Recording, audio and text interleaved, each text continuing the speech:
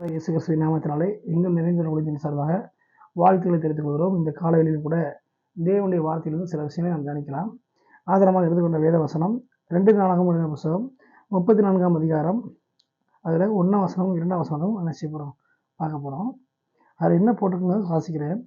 யோசியா ராஜாவாகிற போது 8 வயதாக இருந்து 31 வருஷம் எருசலேமில் அரசாண்டான். அவன் கர்த்தருடைய பார்வைக்கு செம்மையானதை செய்து தன் தகப்பனாகிய தாவீதின் வழிகளில் வலது இடதுபுறமாக விலகாமல் நடந்தான். இந்த வசனத்தை மையமாச்சு இன்றைக்கி நம்ம செய்தி தியானிக்க போகிறோம். செய்தியில் தலைப்பு என்ன சொன்னால், கர்த்தருடைய பார்வைக்கு செம்மையானதை செய்தல் என்கிற தலைப்பை நம்ம பார்க்க போகிறோம். இந்த உலகத்தில் அடைய என்ன செய்வாங்கன்னா, பலர் பல விதமாக வாழ்க்கை வாழ்ந்து கொண்டிருப்பாங்க. சிலவங்க என்ன செய்வாங்கன்னா, நம்ம பெற்றோர்கள் பார்வைக்கு நம்ம நல்லபடியாக இருக்கணும் அப்படின்னு நினச்சவங்க வாழ்வாங்க.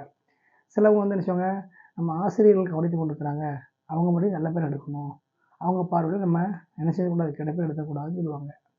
இன்னும் சொல்லப்போனால் வேலை பார்க்குற இடத்துல எடுத்துக்கணும்னா, முதலாளிக்கு பார்த்திங்க அப்படின்னா முன்னாடி நம்ம இருக்கிறோம், முதலாளி கண்கள் பார்வையில் கரெக்டாக நடக்கிற மாதிரி நம்ம விஷயம் நடக்கணும், அவர் வந்து என்னை பாராட்டுற மாதிரி நான் வேலை பார்க்கணும்னு சொல்லுவாங்க.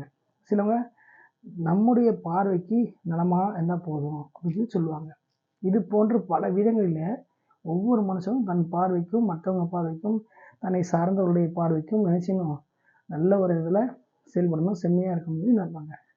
அப்போது உலகத்தில் எப்படி இருந்தாலும் இன்றைக்கி நாம் பார்க்கக்கூட செய்கிற தலைப்பு என்ன சொன்னால், கர்த்தருடைய பார்வைக்கு செம்மையானதை செய்தல்ங்கிறதுனால பார்க்க போகிறோம். அதுதான் நம்ம பார்க்குறோம்.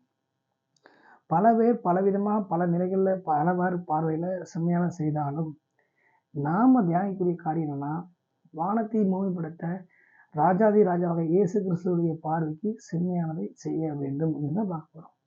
அப்போ மனுஷன் முன்பாக செம்மையானதை செஞ்சால் ஏதாவது ஒன்று நடக்கும், கிடைக்கும். ஆனால் இன்றைக்கி எல்லோரும் அப்படி தான் பார்க்கறத தவிர கர்த்தருடைய பார்வைக்கு செம்மையானதை செய்கிறோமா இல்லையாங்கிறத கவனிக்கிறது இல்லை. ஆனால் இங்கே யோசியா அப்படிங்கிற ஒரு 8 வயது ராஜா கர்த்தருடைய பார்வைக்கு செம்மையானதை செய்கிறவனாக இருந்தான். அவன் மற்றவங்க பார்வைக்கு செம்மையானதை செய்யணும்னு நினைச்சி பார்க்கல, தன்னுடைய பார்வைக்கு செம்மையானதை செய்யணும்னு அவன் தோணலை, அவனுடைய தாய் தகப்பனுக்கு செம்மையானதை பார்க்கணும் செய்யணும்னு அவன் நினைக்கல.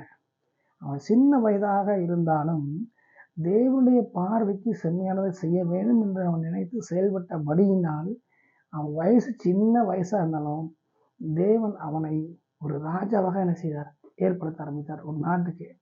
பாருங்கள், 8 வயசு பையன் ஒரு தேசத்தை ஆளுகை செய்ய முடியவே முடியாது. ஆனாலும் தேவனுடைய பார்வைக்கு செம்மையானதை செய்ய வேண்டும் என்று சொல்லி அவன் வலதுபுறமும் இடதுபுறமும் திரும்பாதபடிக்கு இங்கிட்டும் செய்யலை அங்கிட்டும் செய்யலை, தேவன் தான் அவர் வழிதான் சொல்லி உறுதியாய் போனபடியினால் தேவன் என்ன செய்தார், அவனுடைய நாட்களில் அவனை அரியணையிலே ராஜாவை உட்கார வைத்தார். அவன் நினச்சா தன்னுடைய பார்வைக்கு ஏற்ற மாதிரி நடக்கலாம், இல்லை தன்னுடைய பெற்றோர்களுக்கு ஏற்ற மாதிரி நடக்கலாம், இல்லை நண்பர்களுக்கு ஏற்ற மாதிரி பார்வை எப்படி நடக்கலாம்னு போயிருக்கலாம். ஆனால் சிறுவனாக இருந்தாலும் கூட தேவனுடைய பார்வைக்கு செம்மையானதாக இருக்கக்கூடிய வழி தான் போகணும் அப்படின்னு தேர்ந்து பண்ணி போனதினால், வலது பக்கம் இடது பக்கம் திரும்பாதபடி தேவன் பக்கமாய் போனதினால் அவனுக்கு ராஜா என்கிற பட்டத்தை கொடுத்து அவனை என்ன செய்தார், ஆட்சி செய்யக்கூடிய அளவில் தேசத்தில் வைத்தார். இதை கேட்டுக்கொண்டிருக்கிற ஒவ்வொரு தேவ பிள்ளைகளும் ஆண்டவருடைய ஊழியர்களும் ஆசிரியர் பெருமகளும் தெரிந்து கொள்ளக்கூடிய விஷயம் என்னென்னு சொன்னால், நாம் இன்றைக்கி என்ன செய்கிறோம், நமக்கு ஏற்ற மாதிரி கரெக்டாக இருந்தால் போதும், இல்லை அவங்க பார்வைக்கு செம்மையாக இருந்தால் போதும், இவங்க பார்வைக்கு செம்மையாக இருந்தால் போதும், இதே நம்ம அப்படி தான் பண்ணி சொல்லிட்டு இருக்கோம் பல விஷயத்தில்.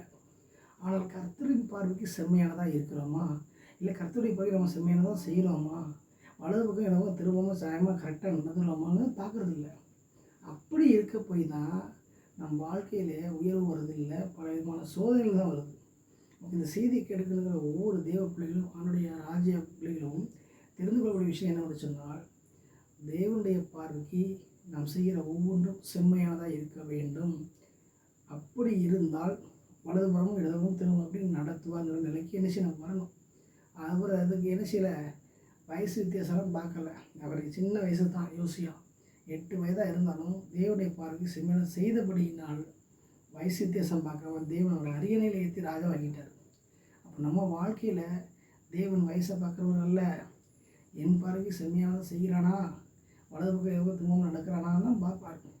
நாம் அப்படி நடக்கிறோமா, அதை செம்மையான செய்கிறோமா, ஊழியத்தை செம்மையான செய்கிறோமா, அல்லது மற்ற காரியங்கள் செம்மையான செய்கிறோமா, படிப்பில், தொழிலில் தேவனுடைய பார்வைக்கு செம்மையான செய்கிறோமான்னு யோசித்து பார்த்து மனுஷன் சரிவதை கொள்ள வேண்டும்.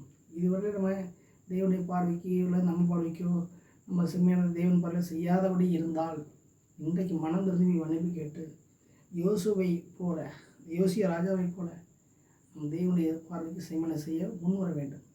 அப்படி வந்து தேவனுடைய அனுக்கிரகத்தை நீங்கள் ஒவ்வொருவரும் பெற்றுக்கொள்ள வேண்டும் என்று சொல்லி எங்கும் நிறைந்தவர்களுடைய உங்களை வாழ்த்துகிறது. ஆமென்.